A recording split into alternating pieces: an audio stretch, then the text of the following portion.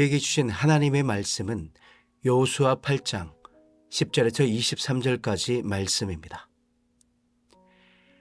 여호수아가 아침에 일찍이 일어나 백성을 조무하고 이스라엘 장로들과 더불어 백성이 앞서 아이로 올라가매 그와 함께한 군사가 다 올라가서 그 성읍 앞에 가까이 이르러 아이 북쪽에 진치니 그와 아이 사이에는 한 골짜기가 있더라. 그가 약 5,000명을 택하여 성읍 서쪽 베델과 아이 사이에 매복시키니 이와 같이 성읍 북쪽에는 온 군대가 있고 성읍 서쪽에는 복병이 있었더라. 여호수아가 그 밤에 골짜기 가운데로 들어가니 아이 왕이 이를 보고 그 성읍 백성과 함께 일찍이 일어나 급히 나가 아라바 앞에 이르러 정한 때에 이스라엘과 싸우려 하나 성읍 뒤에 복병이 있는 줄은 알지 못하였더라. 여호수아와 온 이스라엘이 그들 앞에서 거짓으로 패한 척하여 광야길로 도망하매 그 성읍에 있는 모든 백성이 그들을 추격하려고 모여 여호수아를 추격하며 유인함을 받아 아이 성읍을 멀리 떠나니 아이와 베델에 이스라엘을 따라가지 아니한 자가 하나도 없으며 성문을 열어놓고 이스라엘을 추격하였더라. 여호와께서 여호수아에게 이르시되 내 손에 잡은 단창을 들어 아이를 가리키라. 내가 이 성읍을 내 손에 넘겨주리라. 여호수아가 그의 손에 잡은 단창을 들어 그 성읍을 가리키니 그의 손을 드는 순간에 복병이 그들의 자리에서 급히 일어나 성읍으로 달려 들어가서 점령하고 곧 성읍에 불을 놓았더라. 아이 사람이 뒤를 돌아본 즉 그 성읍의 연기가 하늘에 닿은 것이 보이니 이 길로도 저 길로도 도망할 수 없이 되었고 광야로 도망하던 이스라엘 백성은 그 추격하던 자에게로 돌아섰더라.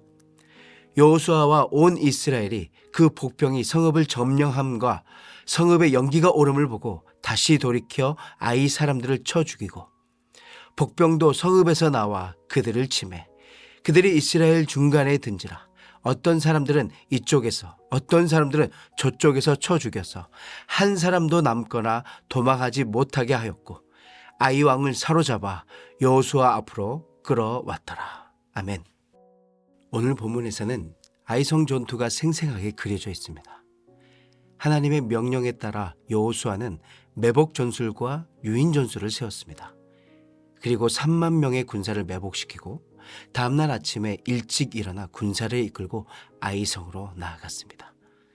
그 장면을 보고 아이 왕이 이스라엘 군사들을 공격하자 이스라엘 군사들은 패하는 척하면서 광야길로 도망했습니다. 그러자 성의 모든 백성이 성문을 열어놓은 채로 이스라엘을 추격했습니다. 그렇게 도망하는 척하다가 여호수아가 손에 잡은 단창을 들어 아이를 가리키자 복병들이 성읍으로 들어가서 불을 질렀습니다. 그리고 양쪽에서 협공하여 아이성을 정복할 수 있었습니다. 오늘 본문은 실패 이후에도 하나님의 은혜 안에서 다시 회복되는 길이 있다는 것을 보여주는 강력한 메시지입니다. 그렇다면 우리가 인생 전쟁에서 승리하려면 어떻게 해야 할까요? 오늘 본문 말씀을 통해 승리와 회복을 위한 4가지 영적 원리를 볼 수 있습니다. 첫 번째는 하나님의 계획을 따르는 믿음입니다. 하나님의 뜻이 아닌 자신들의 방법과 계획으로 전쟁을 치른 이스라엘이 한 번의 쓰라린 패배를 겪은 후 다시 하나님의 계획을 따르는 믿음으로 일어난 이야기입니다. 그들의 회복은요, 멋진 전략이 아니었습니다. 완벽하고 철저한 계획이 아니었습니다. 오직 하나님의 말씀에 철저히 순종한 믿음에서 시작되었습니다. 여호수아는 하나님의 명령을 그대로 따릅니다. 아침 일찍 일어나 복병을 배치하고 전열을 정비합니다. 이것은 단순한 군사 전략이 아니라 하나님의 말씀에 대한 철저한 순종입니다. 오늘 우리도 이 회복을 위해 다시 일어설 때 하나님의 뜻을 묻고 그리고 그분의 말씀을 따라 준비하는 순종이 우리 인생의 전쟁에서 승리하는 첫 번째 영적 원리인 것입니다. 두 번째는 원수도 하나님의 도구가 되는 것입니다. 오늘 본문은 이 질문에 대한 하나님의 깊은 전략을 보여주고 있습니다. 하나님은 원수를 즉시 제거하지 않으실 때가 있어요. 왜냐하면 때로는 원수조차 하나님의 뜻을 이루는 도구가 되기 때문입니다. 아이 왕은 지난 전쟁에서 승리했던 기억에 도취되어서 이스라엘을 얕보고 성 전체의 군사를 이끌고 나오며 성을 비워버렸어요. 그 행동은요, 교만이었습니다. 하지만 하나님의 관점에서는 전투를 완성하기 위한 퍼즐 조각이었습니다. 결국 그는 성을 비우고 모든 병력을 이끌고 나왔다가 하나님의 전략 안에 빠지게 되는 것입니다. 세상은 강해 보이고 지혜로 보일 수 있지만 하나님의 계획 앞에서는 모든 것이 무너질 수 있습니다. 하나님은 우리의 대적조차 우리의 승리를 위한 도구로 사용하시는 것입니다. 세 번째는 하나님의 타이밍에 민감하는 것입니다. 여호수아는 하나님의 타이밍에 따라 단창을 들고 신호를 보냈습니다. 그리고 복병은 그 신호를 보고 즉시 반응합니다. 이 짧은 장면 속에 승리와 패배를 가르는 결정적인 믿음의 반응이 담겨 있습니다. 하나님은 지금도 우리 각자의 삶에 다양한 방식으로 단창을 들어 신호하고 계십니다. 말씀을 통해, 기도 중에 감동을 통해, 환경의 변화로, 공동체의 권면을 통해 다양한 모습으로 우리에게 신호를 계속해서 보내고 계십니다. 문제는 우리가 그 신호에 민감하게 반응하고 있는가입니다. 하나님은 우리를 위해 늘 완벽한 계획을 준비하고 계시지만 우리가 그 타이밍을 놓치고 순종하지 않으면 결국 우리 인생의 전쟁에서 실패하게 될 것입니다. 하나님의 말씀에 민감하게 반응하여 정확한 타이밍에 순종함으로 인생의 전쟁에서 승리를 이루시는 저와 여러분 됩시다. 마지막으로 하나 되어 싸우는 공동체입니다. 이스라엘은 하나 되어 싸웠기 때문에 지난 실패를 넘어서 완전한 승리의 열매를 거두었습니다. 오늘 우리의 공동체도 마찬가지입니다.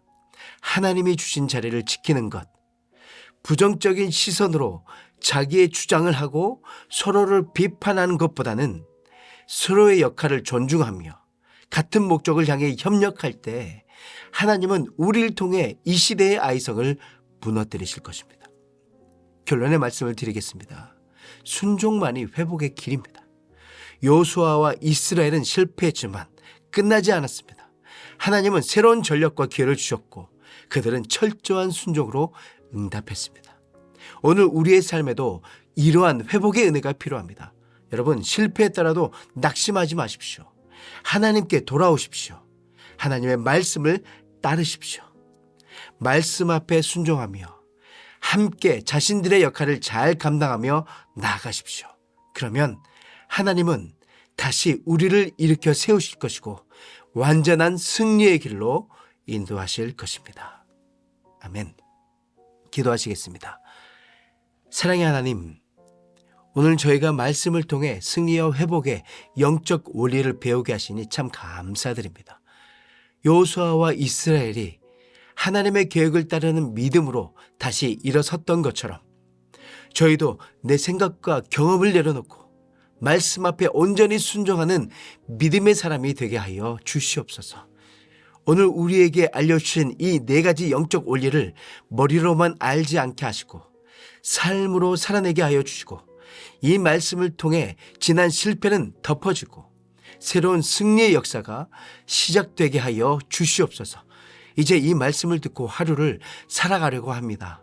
각자의 직장과 사업과 가정에서 주신 말씀을 기억하며 살아가게 하여 주시고 우리의 힘으로 할 수 없사오니 성령 충만함을 더하여 주시어 말씀의 승리를 이루어가게 하여 주시옵소서. 흩어져 살고 있는 내 가족들이 영과 진리로 예배하는 예배자로 살아가게 하여 주시고 육신이 연약하여 낫기를 원하는 환우들에게 회복의 은혜를 더하여 주시고 오랜 시간 침상에 누워 계시는 장기 환우들과 어르신들이 천국 소망 붙들고 오늘 이 하루를 살게 하여 주시옵고 애쓰고 힘써서 돌보는 가족들 위해 새 힘을 다하여 주시옵소서. 예수님의 이름으로 기도드립니다. 아멘.